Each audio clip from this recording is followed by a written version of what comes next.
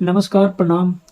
आप सभी का स्वागत है आपके अपने YouTube channel history of entertainment में। तो जैसा कि आप लोगों को बताया गया था कि इस चैनल पे या इस चैनल के माध्यम से बॉलीवुड से जुड़ी हुई रोचक कहानियाँ, क्रिकेट की दुनिया से जुड़ी हुई रोचक कहानियाँ या एंटरटेनमेंट की दुनिया से जुड़ी हुई रोचक कहानियाँ आप लोगों के बीच में पेश किया जाए। आज इस चैनल पे जिस महान शख्सियत के बारे में बात करूँगा वो संगीत से जुड़ा हुआ इंसान है। संगीत के क्षेत्र में उसने पूरे विश्व भर में, पूरे वर्ल्ड में अपने देश का नाम रोशन किया है और अपना नाम रोशन किया है। आज हम जिसके बारे में बात करेंगे उस महान शख्स का नाम है उदित नारायण झा। उदित नारायण झा भारतीय फिल्म संगीत के इतिहास के ऐसे महान गायक जिनकी आवाज जब तक ये फिल्म संगीत हो या जब तक संगीत रहेगा भारत में या भारत से बाहर, तब तक उदित नारायण झा का नाम रहेगा, उदित नारायण झा की आवाज रहेगी। उदित नारायण झा यानी कि भारतीय सिनेमा जगत के महान गायक, सच्ची आवाज, जादू भरी आवाज के राजा आप कह सकते हैं उदित नारायण झा को। एक ऐसा गायक जिनकी आवाज में ताजगी है, यानी कि आप अंग्रेजी में कह सकते हैं कि फ्रेश मेलोडी, जिनकी आवाज सुनने के बाद मानो थकान खत्म हो जाती है। जब वो रोमांटिक गाने गाते हैं, प्यार मोहब्बत के गाने गाते हैं, तो फिर उनके सामने बड़े से बड़े गायक टिक नहीं पाते हैं। जब वो दर्द के गीत गाते हैं, दर्द वाले गीत गाते हैं, यानी सैड सॉन्ग जब गाते हैं, तो मुस्कुराती हुई आवाज के पीछे जो दर्द होता है वो सीधे सुनने वाले को दिल को छू जाती है। देखिए, भारतीय सिनेमा इतिहास में एक से एक बड़े गायक आए। आप बात कर लें कुंदन लाल सहगल की, मोहम्मद रफ़ी, किशोर कुमार, मुकेश जी, तो बहुत सारे गायक हुए और भी बहुत सारे गायक हुए। मगर जब मोहम्मद रफ़ी, किशोर कुमार और मुकेश, ये तीनों महान गायक के जाने के बाद, ये तीनों महान गायक की जब डेथ हुई, तो उसके बाद भारतीय फिल्म संगीत में एक सन्नाटा सा छा गया। आप कह सकते हैं कि ऐसी कोई आवाज ही नहीं थी जिसको आप बोल सकते हैं ये मौलिक आवाज है, मूल आवाज है, यानी ओरिजिनल आवाज है। जो भी गायक आ रहे थे वो किसी न किसी सीनियर सिंगर, किसी न किसी सीनियर गायक के कोलोन थे या उनको कॉपी करके आ रहे थे। तो उन सभी गायकों की आवाज में किसी न किसी सीनियर गायक की छवि या इमेज या उसका कुछ अंश दिखाई देता था। ओरिजिनलिटी जो थी, मौलिकता जो थी, वो गायब थी। जैसे उस समय के गायक, मैं आपको बता दूं कि उस समय जब मुकेश जी की डेथ हुई तो एक गायक आए थे मनहर उदास। उनकी आवाज बहुत हद तक मुकेश जी की तरह थी। जो आवाज मुकेश जी की थी उससे काफी हद तक मिलती जुलती आवाज थी मनहर उदास की। फिर पंकज उदास थे, जो बेसिकली वो तो गजल सिंगर थे, मगर उनकी आवाज भी मुकेश जी से मिलती जुलती थी। फिर जब रफी साहब की डेथ हुई, जब रफी साहब इस दुनिया से गए, तो उनके जैसे गाने वाले बहुत सारे गायक आए और उनको मौका भी मिला। जैसे कि आपके सबीर कुमार, अनवर, मोहम्मद अजीज, ये सारे गायक जो थे वो रफ़ी साहब को कॉपी या बोल सकते हैं कि उनके जैसी आवाज में या उनसे मिलती जुलती आवाज में गा रहे थे।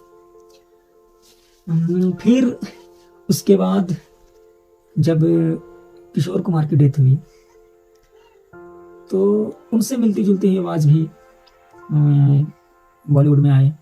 जैसे उनसे मिलती जुलती आवाज वाले सिंगर आए, जैसे अभिजीत कुमार सानू। अमित कुमार तो पहले से गा रहे थे, मगर उनकी आवाज भी जो थी वो किशोर कुमार के बहुत करीब थी। तो बेसिकली आप कह सकते हैं कि ओरिजिनलिटी गायब थी। भारतीय सिनेमा के जितने भी गायक थे उस समय, रफ़ी साहब, किशोर दा और मुकेश जी के बाद, तो उसमें से ओरिजिनलिटी गायब थी। आप सीधे तौर पे कह सकते हैं कि रफ़ी साहब, किशोरदा और मुकेश जी के बाद भारतीय सिनेमा इतिहास में जितने भी गायक आए, खास करके आप बोल सकते हैं 80s और 90s में जितने भी गायक आए, सभी ने किसी सीनियर सिंगर को कॉपी करने या उनकी तरह गाने या उनकी आवाज़ में गाने की कोशिश किया, और जिनकी वजह से उनको मौका भी मिला। क्योंकि देखिए, जब कोई बहुत बड़ा नाम दुनिया से चला जाता है तो उसको उस नाम के खाली जगह को, रिक्त स्थान को भरने के लिए, उसको पूरा करने के लिए लोग उस समय तत्काल में उनके जैसे ही लोगों को खोजते हैं कि अच्छा वो ऐसे गाते थे तो उनकी तरह गाने वाले को लाओ, वो ऐसे गाते थे तो उनकी तरह गाने वाले को लाओ। या कोई एक्टर कोई एक्टर अगर गायब होता है या दुनिया से जाता है तो लोगों को लगता है उसके तरह एक्टिंग करने वाले को लाओ, उनकी तरह जो एक्टिंग करता है उनको लाओ। या जो क्रिकेटर कभी रिटायर होता है या फिर किसी वजह से नहीं खेल पाता है और वो बड़ा नाम होता है तो लोगों को लगता है उनकी तरह खेलने वाले को लाओ। मगर एकमात्र सिंगर, एकमात्र गायक उदित नारायण झा, जो ना ही किसी सीनियर सिंगर को कॉपी किया, ना ही किसी सीनियर सिंगर की आवाज में गाने की कोशिश की। हाँ, उन्होंने सारे सिंगर को एडमायर किया, सारे सिंगर से कुछ ना कुछ सीखा, सबको प्यार दिया, सबको रिस्पेक्ट किया। खास करके रफ़ी साहब को ज्यादा उन्होंने एडमायर किया, मगर किसी भी सीनियर सिंगर की तरह गाने की कोशिश नहीं किया या उनके स्टाइल या उनकी आवाज को कॉपी करने की कोशिश कभी नहीं किया। यही वजह है कि उदित नारायण झा को भारतीय सिनेमा इतिहास का लास्ट, यानी कि अंतिम और आखिरी जो 100%, जो 100% ओरिजिनल सिंगर या मौलिक आवाज वाला गायक कहा जाता है। उदित नारायण झा का जन्म 1 दिसंबर 1955 को बिहार के सुपौल जिला के एक छोटा सा गांव बायसी वहां हुआ था। उनका जन्म उनके नानी घर पे हुआ, और वैसे उनका जो पैतृक गांव है, पैतृक घर जो है जहाँ से उनके पिताजी और दादाजी वगैरह आते हैं, वो नेपाल के हैं।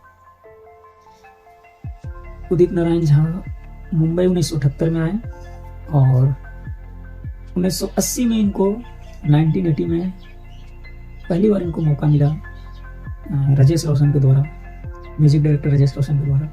फिल्म का नाम था 1920 और पहला ही गाना रफ़ी साहब के साथ गाया। इन सभी बातों पे अगले वीडियो में डिटेल में बात करेंगे, बट इसमें कुछ मुख्य बातें जो है उदित नारायण जी के बारे में, उसको मैं बताना चाहता हूँ। पहली फिल्म 1920 रफ़ी साहब के साथ गाया। उसके बाद करीब 7-8 साल इन्होंने काफ़ी संघर्ष किया।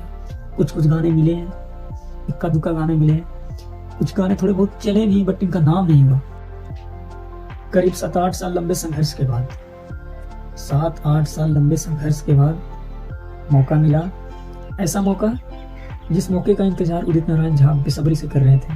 ऐसा मौका जिस फिल्म में सारे गाने उदित नारायण जी के हों। ऐसा मौका जिस फिल्म के मेन लीड एक्टर पे उदित नारायण प्लेबैक करें। तो ये मौका मिला 1988 में, 1988 में, और ये मौका दिया आनंद मिलिंद ने। आनंद मिलिंद 2 भाई हैं, म्यूजिक डायरेक्टर हैं दोनों, उनकी जोड़ी। उन्होंने मौका दिया आमिर खान की पहली फिल्म जूही चावला आमिर खान स्टारर क़यामत से क़यामत तक में गाने का। इस फिल्म के सारे गाने उदित नारायण ने गाए। ये फिल्म नासिर हुसैन की फिल्म थी। नासिर हुसैन जो आमिर खान के अंकल थे, उन्होंने ये फिल्म को बनाया था, और इस फिल्म के सारे गाने उदित नारायण ने गाए। और इस फिल्म के सारे गाने blockbuster, all time superhit song, evergreen song, जो आज भी सुपरहिट है और हमेशा सुपरहिट रहेंगे। उस फिल्म के सारे गाने सुपरहिट थे। खास करके पापा कहते हैं बड़ा नाम करेगा, और इस गाने से उदित नारायण जी का करियर चमका और वो स्टार बने, बहुत बड़े स्टार बने और बहुत बड़े गायक बन गए।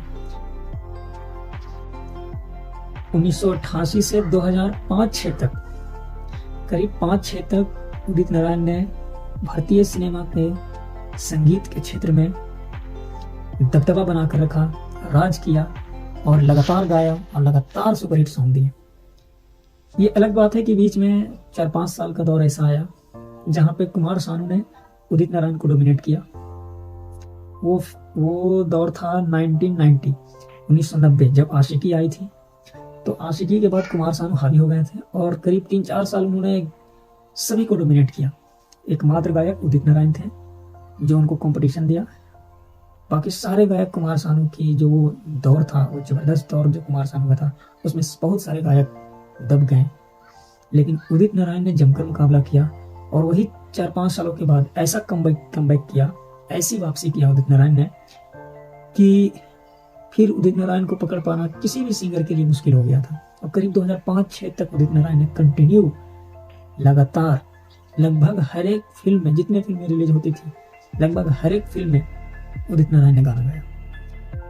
हाँ, 2006-07 के बाद उदित नारायण का डाउनफॉल शुरू हुआ और गाने मिलने कम हो गए। बट गाने मिलने कम हुए मगर उदित नारायण ने जितना भी गाना गाया 1988 से लेकर 2005-06 तक, वो मोस्टली सॉन्ग सुपरहिट थे। लगभग 40 भाषाओं में गा चुके हैं, 40 लैंग्वेज, 40 भाषा में गा चुके हैं उदित नारायण। लगभग 25,000 song, 5 film fair award, 4 national award मिला, जिसमें से 3 नेशनल अवार्ड गाने के लिए और 1 नेशनल अवार्ड एक भोजपुरी फिल्म का इन्होंने निर्माण किया था उसके लिए। पद्मश्री, पद्म भूषण जैसे पुरस्कारों से इनको सम्मानित किया गया है। पद्मश्री, पद्म भूषण जैसे पुरस्कार से इनको सम्मानित किया गया है। सोचो कितनी बड़ी उपलब्धि है एक गायक के लिए। हाल ही में कुछ दिन पहले 1 दिसंबर को उनका जन्मदिन था, तो मैं उनके जन्मदिन पर उनको हार्दिक बधाई एवं शुभकामना देता हूँ। भगवान से प्रार्थना करता हूँ कि उनको लंबी उम्र दे ताकि उनकी आवाज़ में नए नए गाने और सुनने को मिले और हम लोग को और लंबे समय तक एंटरटेन करें। हैप्पी बर्थडे मेरी तरफ से उदित नारायण जी को। तो दोस्तों, ये था उदित नारायण जी के बारे में एक छोटी सी कहानी, क्योंकि वो उदित नारायण जी वो ऐसे शख्सियत हैं जिनके बारे में एक वीडियो में बात करना, एक वीडियो में उनके बारे में सब कुछ बता देना इम्पॉसिबल है। बहुत बड़े महान गायक हैं, बहुत बड़े महान गायक हैं। तो अगले वीडियो में हम बात करेंगे उनके जीवन, बचपन, जवानी और उनके संघर्ष और उनके सक्सेस के बारे में। तो आज का वीडियो यहीं तक। नमस्कार।